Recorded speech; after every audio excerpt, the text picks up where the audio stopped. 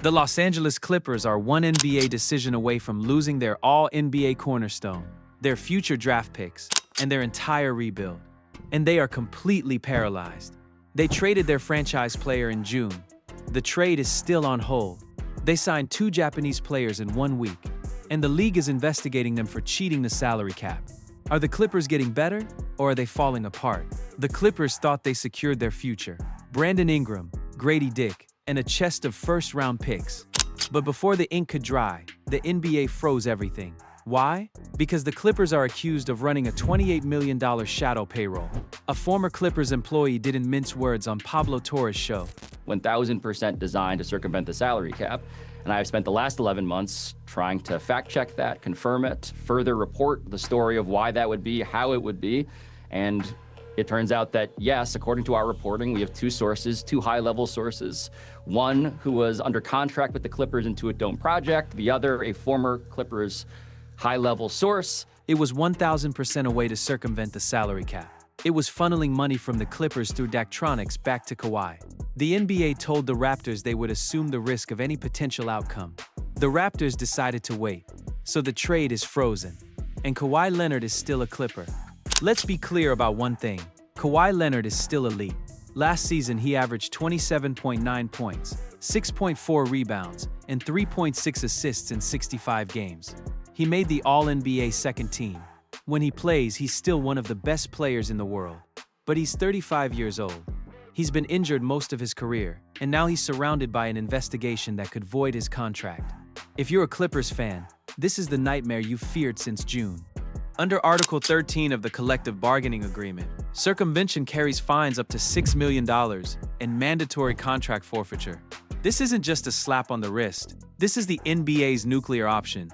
If the league finds that the Clippers intentionally structured endorsement deals to pay Kawhi under the table, they could void his contract, strip the team of draft picks, and impose massive financial penalties. Think about what that means. If the investigation finds wrongdoing, the trade to Toronto would be canceled. The Clippers would lose him for nothing. The Raptors would get Ingram and Dick back. That's a nightmare scenario, not just for the Clippers, but for the entire NBA. And the Clippers aren't the first team to face this. In 2000, the Minnesota Timberwolves lost 5 first-round picks for a secret side deal with Joe Smith. The NBA voided his contract. It took them years to recover. If the same thing happens here, the Clippers could be looking at a decade of rebuilding. But the Clippers didn't sit still. While the Kawhi investigation drags on, they made a bold move in free agency. They signed Rui Hachimura to a 2-year, $28 million deal. That's a significant investment for a team in flux. Hachimura is 28 years old. He's coming off a strong stint with the Lakers. Last season, he shot 42.3% from 3 in the playoffs. He's a versatile forward who can defend and stretch the floor. He chose the Clippers over the Nets, Warriors, Timberwolves, and Spurs. He's the first real piece of the rebuild, young enough to grow with the team, proven enough to contribute immediately. Then came the second Japanese signing. Yuki Kawamura, the shortest player in the NBA at 5'7", arrived on a 25-year-old's Exhibit 10 contract, the kind of deal that rarely survives training camp. He's a pass-first point guard who's played for the Grizzlies and Bulls. Last season, he averaged 3.4 points and 2.6 assists in 11.6 minutes per game. He's a 5'7" defensive liability who struggles to score efficiently inside the arc. But none of that matters. He is a global sensation.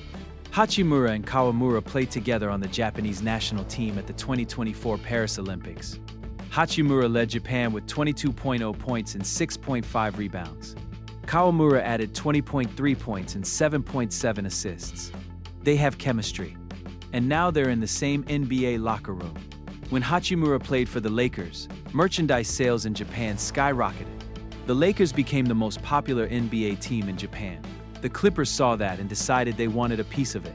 They're not just building a roster, they're building a brand, and the financial upside is enormous. Let's look at the projected starting lineup. Assuming the Kawhi trade eventually goes through, the Clippers would have Darius Garland at point guard, Gradey Dick at shooting guard, Brandon Ingram at small forward, Rui Hachimura at power forward, and Brook Lopez at center. That's not a contender, but it's not a disaster either. The bench: Chris Dunn, Jordan Miller, Keaton Wagler, the 5th overall pick out of Illinois, Kobe Sanders, and Baba Miller. That's a developmental bench, unproven and inexperienced. It lacks the veteran depth you need to compete in the West. Wagler is the wild card. He started slow in Summer League, 7 points on 1 of 7 shooting, then averaged 15.3 points over his last 3 games. He has the talent to be a starter, but he's 19 years old. He's not ready to carry a franchise, and the Clippers don't have anyone else who can. The investigation isn't just a legal headache. It has frozen the entire front office. They couldn't even make an offer when top 3-and-D free agents hit the market this July. They can't execute trades. They can't offer long-term deals. They're trapped in limbo.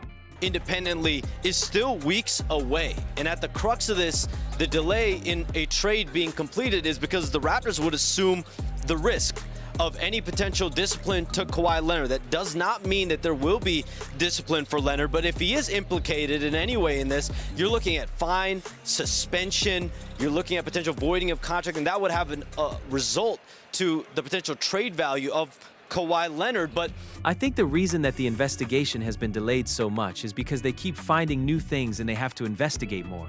Right when they think they get to the center. My timeline remains this summer. Mike, as you know, I am not conducting the investigation, nor is the league office. That's being conducted by the Wachtell law firm, independent of the league. Of course, as I've said previously, we all have an interest in wrapping this up. And I think I most recently said in an interview that I'm hopeful that it will wrap up this summer. There's another lick. Adam Silver says it's far along and close to the point now where I think we need to wrap this up. But legal experts suggest it could drag into 2027. The NBA doesn't rush. When they take this long, they are usually building a case, not clearing a name. Let's imagine 2 different futures. Future A, the investigation clears the Clippers. The Kawhi trade goes through. Ingram and Dick arrive in Los Angeles. Kawhi finishes his career in Toronto. The Clippers rebuild around Garland, Ingram, Hachimura, and Wagler. If you're a Clippers fan, this is the timeline you're hoping for.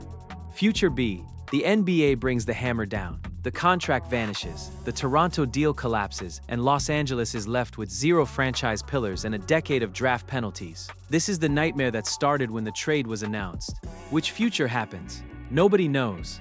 The NBA hasn't made a decision. So here's the truth. The Clippers are rebuilding, but they're rebuilding in the dark. They don't know if they'll have Gradey Dick. They don't know when the investigation will end, and they're betting on Japanese stars to save their season. The core is frozen, the picks are uncertain, and the only real move they've made this summer is signing 2 players from Japan.